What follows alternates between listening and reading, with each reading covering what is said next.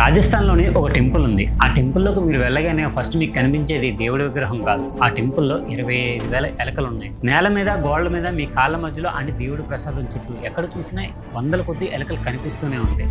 సాధారణంగా ఒక ఎలక ఇంట్లో ఒక మనిషిని చూడగానే పారిపోతుంది. కానీ ఈ టెంపుల్లో ఎంతమంది భక్తులు వచ్చినా సరే వాళ్ళ మధ్యనే తిరుగుతూ ఉంటాయి ఈ ఎలకలన్నీ. ఎందుకంటే అవి సాధారణమైన ఎలకలు కాదు. అసలు 25,000 ఎలకలు ఒక టెంపుల్లో ఎందుకున్నాయి? కొంతమంది ఒక తల్లి తన కొడుకు మరణాన్ని అంగీకరించకపోవడం వల్ల అని కొంతమంది చెప్తారు. అండ్ కొంతమంది సైనికులు యుద్ధం మధ్యలో ఆపేయడం వల్ల అని చెప్తూ ఉంటారు. అసలు ఈ 25,000 ఎలకల వెనకాతలు ఉన్న కథ ఏంటి? ఈ వీడియోలో తెలుసుకుందాం. Welcome to show facts. రాజస్థాన్లోని దేశ్ముఖ్ అనే ప్రాంతంలో కర్ణీమాత టెంపుల్ ఉంది. ఈ టెంపుల్ బయట నుంచి చూడడానికి extraordinary marble temple and silver doors and చిన్న కర్వింగ్స్తో పురాతన శిల్పకళ అద్భుతంగా ఉంటుంది. ఇదంతా బయట నుంచి చూడడం.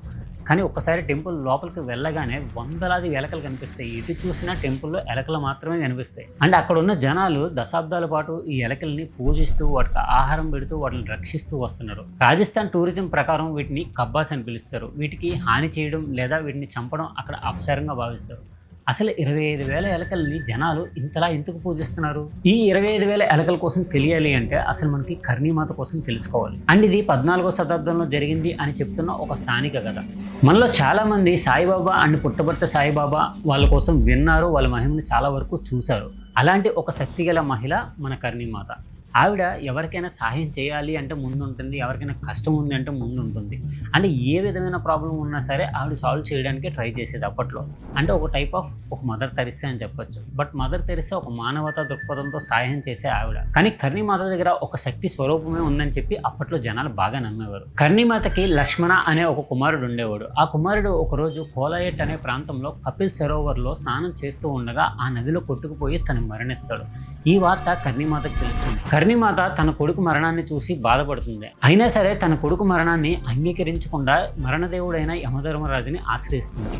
యమధర్మరాజా, నా లక్ష్మణుని తిరిగి నాకు ఇవ్వు అని చెప్పి ప్రాధేయపడుతుంది. యమధర్మరాజు దీనికి నిరాకరిస్తాడు. ఎందుకంటే మనిషి చనిపోయిన తర్వాత పునర్జన్మ అంటే కర్మ అని ఇవన్నీ ఒక నియమంలో జరగాలి. సో చనిపోయిన వ్యక్తి మళ్ళీ బ్రతకడం అనేది జరగదు అని చెప్తాడు. కానీ కర్ణీమాత తన పట్టుదలని వదలకుండా తన కుమారుడు తనకు కావాలి అని చెప్పి యమధర్మరాజుతో అడుగుతూనే ఉంటుంది. చివరికి యమధర్మరాజు ఒప్పుకుంటాడు. కానీ ఎలాగా? చనిపోయిన కర్ణీమాత కుమారుడిని మనిషి రూపం కాకుండా తనని ఒక ఎలక రూపంలో పంపిస్తాను అని చెప్పి మాటిస్తాడు. అంతేకాదు, కర్ణీమాత కుటుంబంలో ఇతర పురుష సంతానం కూడా తిరిగి పునర్జన్మ ఎలకలుగా పొందుతారని చెప్పి ఒక వరం ఇవ్వబడుతుందని ఈ కథ చెబుతుంది. రాజస్థాన్ టూరిజం కూడా ఈ లక్ష్మణ అండ్ యమధర్మరాజు జరిగిన ఈ కథనే ఒక ప్రధాన పురాణంగా చెప్తూ ఉంటుంది. అందుకే అక్కడ ప్రజలు ఆలయంలో ఎలకలు కనిపిస్తే దాన్ని సాధారణ జంతువుగా చూడకుండా దాన్ని కబ్బా అని పిలుస్తారు. అంటే కర్ణీమాత కుటుంబానికి చెందిన ఒక పవిత్ర జీవిగా గుర్తిస్తారు. కానీ ఇక్కడే ఇంకో ఆసక్తికరమైన వెర్షన్ కథ కూడా ఉంది. ఒక యుద్ధంలో 20,000 మంది సైనికులు యుద్ధం మధ్యలో ఆపేసి యుద్ధం నుంచి పారిపోయి వచ్చేశారు. అప్పట్లో యుద్ధం నుంచి పారిపోవడం అనేది ఒక మహా నేరంగా చూస్తారు. ఇలా యుద్ధం నుంచి పారిపోయిన వాళ్ళకి మరణశిక్ష విధించేవారు. కానీ వాళ్ళు వచ్చింది ఎక్కడికి? మాకు కష్టం ఉంది అని చెప్తే ఆదరించే ఒక కర్ణీమాత ఉండే దేశ్ముఖ్ అనే ప్రాంతానికి వచ్చారు.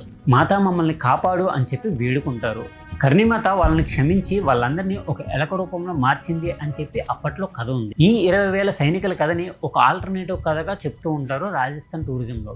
ఏదేమైనా ఒక కథలో ఎలకలు అంటే పునర్జన్మలో వచ్చిన కుటుంబ సభ్యులు అని నమ్మే కథ ఒకటి, అండ్ ఇంకో కథలో ఎలకలు అంటే 20,000 మంది సైనికులు అని చెప్పే కథ ఒకటి. ఏదేమైనా సరే ఈ రెండు కథలు ఈ టెంపుల్కి ఒక ఆధ్యాత్మికమైన గుర్తింపును తీసుకొచ్చాయి. ఈ టెంపుల్లో ఉన్న 25,000 ఎలకలు అన్నీ ఒకే కలర్లో ఉంటాయి. కానీ అందులో ఒక్క ఎలక మాత్రం ప్రత్యేకం. అది ఒక ఎలక తెల్లగా ఉంటుంది. దాన్ని కర్ణీమాతతో కంపేర్ చేసి చెప్తారు అక్కడ ఉన్న స్థానికులు. అండ్ భక్తులందరూ ప్రసాదాలు తెచ్చి ఎలకలకు పెడుతూ ఉంటారు. అండ్ కొంతమంది ప్రత్యేకమైన కోరికలు కోరుకుంటూ ఎలకలకు ప్రసాదం పెట్టి ఆ తెల్ల ఎలక కోసం వెయిట్ చేస్తున్న వాళ్ళు చాలామంది ఉంటారు. ఆ తెల్ల ఎలక వచ్చి వాళ్ళ ప్రసాదాన్ని తీసుకుంటే కర్ణీమాత వాళ్ళని ఆశీర్వదించిందని అండ్ వాళ్ళ కోరికలు నెరవేరుతాయని కూడా నమ్మేవాళ్ళు చాలామంది ఉన్నారు. అండ్ ఒక రిమార్కబుల్ విషయం ఏంటంటే అక్కడ ఉన్న ఎలకల్ని ఎవరు చంపరు, ఎవరు ఏమీ చేయరు. వాటిని జాగ్రత్తగా చూసుకుంటారు. రాజస్థాన్ టూరిజం ప్రకారం ఈ 25,000 ఎలకలో ఏదైనా ఒక ఎలక చనిపోతే దాని ప్లేస్లో ఒక బంగారపు ఎలకని టెంపుల్కి సమర్పించాలని చెప్పి ఒక ఆచారం ఉంది. అంటే ఒక ఎలక ప్రాణానికి ఇక్కడ చాలా పవిత్రమైన విలువ ఉంది. ఇది కేవలం భక్తి మాత్రమే కాదు, ఒక జంతువుకి మనిషికి మధ్యన ఉన్న ఎఫెక్షన్. కానీ ఈ ఎలకలన్నీ నిజంగా పునర్జన్మ పొందిన మనుషులేనా? దీన్ని నిరూపించడానికి ఎటువంటి శాస్త్రీయ ఆధారాలు అయితే లేవు, కానీ ఇది ఒక మత విశ్వాసం అండ్ ఒక స్థానిక కథ.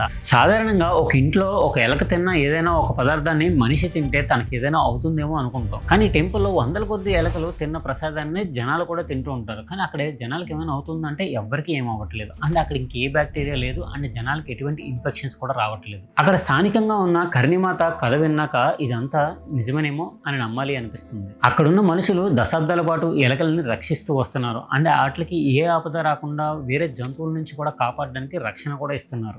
ఏదేమైనా సరే ఈ ఆలయ సాంప్రదాయం వేలాది ఎలుకల్ని మనుషులు రక్షించే ఒక ప్రత్యేకమైన ప్రపంచంగా సృష్టించింది. ఈ మొత్తం కథలో అసలు కర్ణిమాత తన బిడ్డ మరణాన్ని ఎందుకు అంగీకరించలేదు?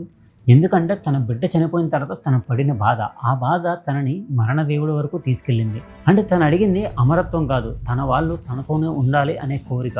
అక్కడున్న జనాలు ఈ ఆలయంలో తిరిగే ప్రతి కబ్బాని, అంటే ప్రతి ఎలకని ఒక సాధారణమైన జంతువుగా కాకుండా అది ఒక పునర్జన్మ, అది ఒక జ్ఞాపకం, అంటే అది ఒక నమ్మకమైన కథగా చూస్తారు. మరణం తర్వాత కూడా మన వాళ్ళు మన దగ్గరే ఉండాలి అని మనిషి వేల సంవత్సరాల క్రితం నాటి పాత కోరికకు ఇది ఒక రూపం. ఈ రోజు ఆ టెంపుల్లో ఉన్న ఒక చిన్న ఎలక ఒక భక్తుడి పాదాల మీదుగా పరిగెడితే దాన్ని అతను తరిమేయడు. ఎందుకు అంటే అది సాధారణమైన ఎలక కాదు, ఎవరో ఒకరిది పునర్జన్మ. ఇది నిజమా, పురాణమా, లేక దశాబ్దాలుగా మనుషులు నమ్ముతున్న ఒక కథ అనేది మనకి కంప్లీట్గా తెలియకపోయినా ఒక్క విషయం మాత్రం నిజం. ఒక మనిషి చనిపోయిన తర్వాత అతని శరీరం మిగిలిపోవచ్చు, కానీ అతను ప్రేమించిన వాళ్ళ జ్ఞాపకాల్లో అతను మళ్ళీ పుడుతూనే ఉంటాడు.